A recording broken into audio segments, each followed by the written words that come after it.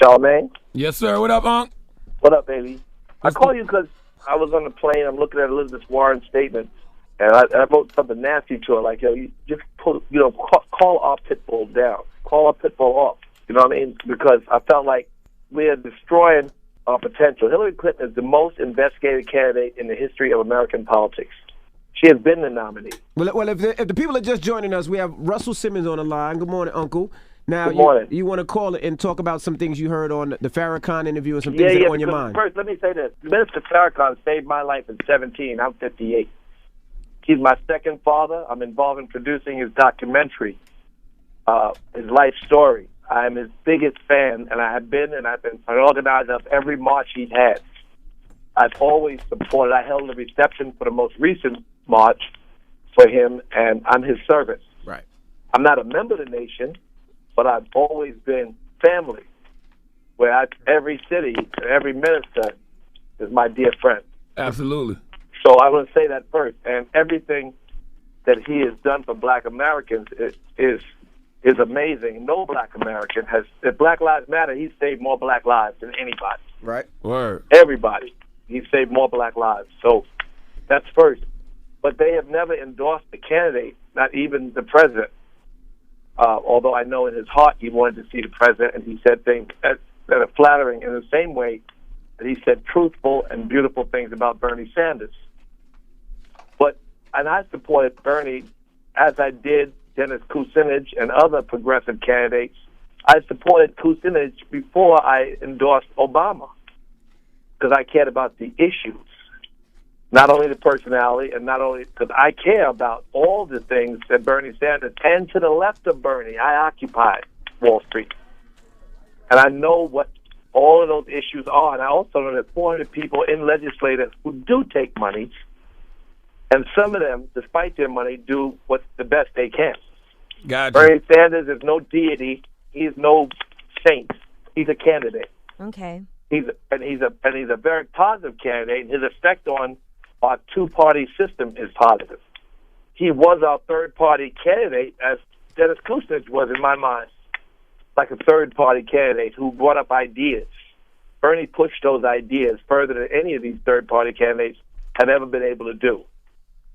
But if you remember Ralph Nader, and I begged him 2 days before the election at Reverend Sharpton's office to back down, he said, they're the same. Al Gore, George Bush, the same. Who gets on their knees faster when money comes in the room? That was Ralph Nader's line. And Ralph Nader put George Bush in office. George Bush destroyed the lives of tens of millions of Iraqis and killed. He's a war criminal as a result. He went to war and he took Americans to hell. Al Gore wouldn't have done that, so they weren't the same, turned out. America's not recovered from it. They've attacked so many Muslim countries, done so much horrible work. I think we do have to choose. I said less of two evils on Instagram, and somebody said, yeah, we're evil. No, we ain't evil. She helped me change the Rockefeller drug laws. She has pushed a lot of our agenda, and she's taken on Obama's agenda. And then Bernie has pushed us further to the left on ideas that we care about for underserved communities than Obama ever was able to go. Why do you think people think Hillary's such a wicked woman, Unc? Because the establishment is wicked. Because our system is corrupt. Because money controls our system to some degree. I hosted an event for Hillary recently, and I talked to her about something that you guys hear about from me, but I never really explained that the most dangerous for humankind, lobbyists, is those who represent the factory farming industry and take $40 billion American dollars to poison black, brown, and poor white people and then destroy the planet in the near future. Our resources, where thousands, tens of thousands of kids die every day because we take the food from them and give it to the sick, sad animals that give us $300 billion worth of diabetes. I said, when are you going to stand up against the lobbyists that's sneaking under the radar, the most important one? She went right away and put up an animal rights. I don't care about animal rights. I do personally care about animal rights, but about saving the planet and the species that all work in perfect order for the planet to breathe, it is important. So many people care about their health. $300 billion in diabetes. So what are you going to do about it? She put up an animal rights thing and started to talk about that scary lobby. Because it seems to be under the radar. The Pope how could the Pope hold a session on global warming and not mention that the number one cause of global warming is animal factory farming? Mm-hmm. That the cows are worse than the trains, planes, and automobiles put together by UN reports, by many reports. So I'm just trying to get our system to work better for us. I can't be as idealistic. I was until I realized that Senator Clinton was the nominee, that there was no way around it. And if we don't organize the young people, if they just say, throw their hand up in the air, there was many times that the nation, who I love, has said don't vote at all. And if the ballot question you asked was appropriate, we have the ballot. We have to use it. We're going to have to vote.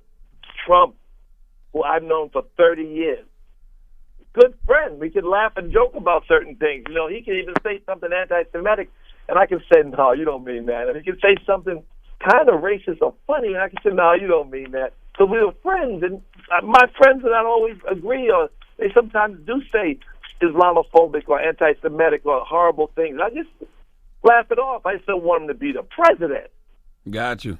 You know what I mean? So we have to organize against Trump, if not for Hillary. We can't let our disappointment because we don't have a candidate. You can talk all day about free education, but I'm going to tell you something.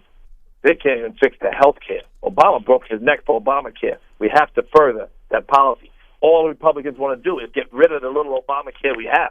Right. Yeah, I don't think Minister Farrakhan was saying don't vote. He was just saying be aware. No, he didn't say don't vote, but he said, he said you'll be a very smart person to not vote. Yeah, but he also said just be aware of who you're voting for. Yeah, no, I spoke to him. Like I am, I would never lose a friend over who someone's voting. I'm not voting self-interest. I'm not selfish. I don't care about paying taxes. I run 5 charities, and whatever I get, I give. I don't feel like I need nothing. I got a Range Rover. Shit, what I need? So, you know what I mean? So for the African-American people, who do you think would do the best job in the White House? Hillary. Well, I think Hillary is all we have left. Okay. And I like Hillary, and I have worked with Hillary, and I have seen her do. But we have to watch them all. None of them are saints. They're all politicians, even Bernie. Bernie's heart is in the right place. His politics are in the right place. His ability to get those things he talked about done. They may get me to tell you something. What Obama fought for, the obstructionists fought that black man. They may not fight a white woman as much. She might be able to sell the same ideas he's tried to sell about mass incarceration, which is right now a Republican and Democrat thing. They'll do anything to kill Bernie if he were in office.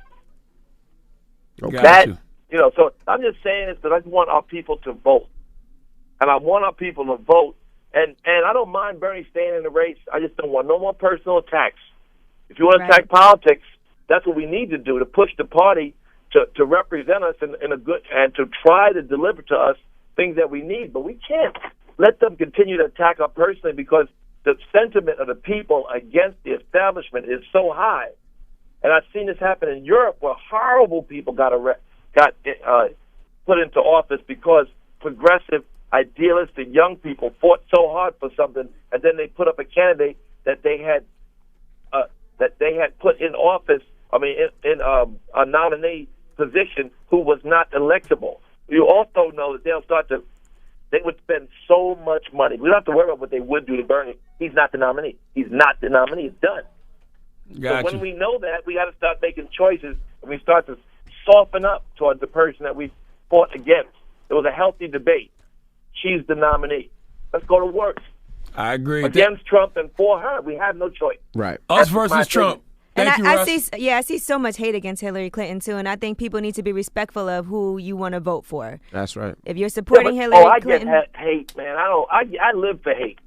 I like to give out love, but I get hate. People, the reason they attack me is they think I'm trying to save a tax dollar, or that Rush Card is under investigation. My investigation is over. And I was never worried about it. I wanted them to investigate. Right. Well, And I was happy to pay the $20 million the other day. Thrilled. I'm going to give a lot more to the community beyond that settlement. So I don't worry about that. But I've been attacked by so many people for anything they could come up with because I supported Hillary when I realized not only was she a nominee, but she probably would be in a better position to deliver on some of the things we care about than Bernie. Right. That was just my opinion. That's all. I'm with you, Rush.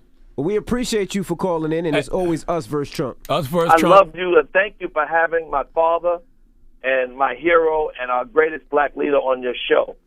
Minister Farrakhan has been a guiding light to the black community and to humanity. So thank you for doing that. Thank you, Unc. Always a pleasure to hear from you, man. All right, big brother. Thank you so much. Thank you all. All right, it's the Breakfast Club. It's Russell Simmons.